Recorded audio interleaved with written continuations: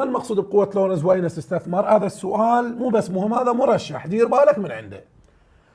قوة لورنز هي محصلة القوتين اف لورنز تساوي اف اي او اف بي زائد اف اي.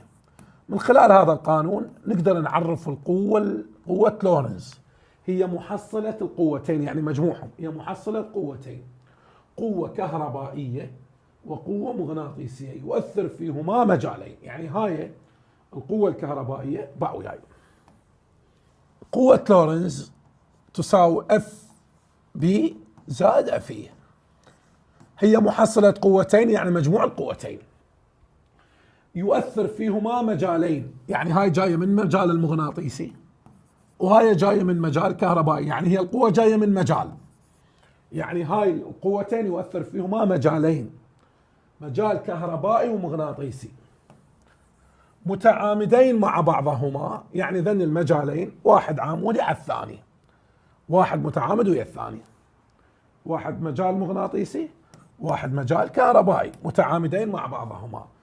زين، يؤثران على جسم يتحرك بصورة عمودية داخل المجالين.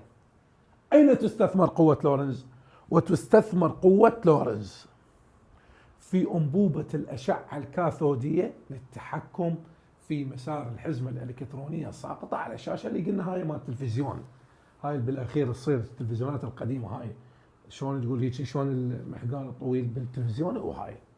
زين، إذا المقصود بقوة لورنز هي محصلة القوتين، القوة الكهربائية والقوة المغناطيسية، التي يؤثر فيهما مجالين كهربائي ومغناطيسي. زين، يؤثران على جسم يتحرك بصورة عمودية داخل مجالين. وين تستثمر؟ في أنبوبة الأشعة الكاثودية للتحكم في مسار الحزمة الإلكترونية الساقطة على الشاشة. هذا اللي عندك أول سؤال مهمات. زين.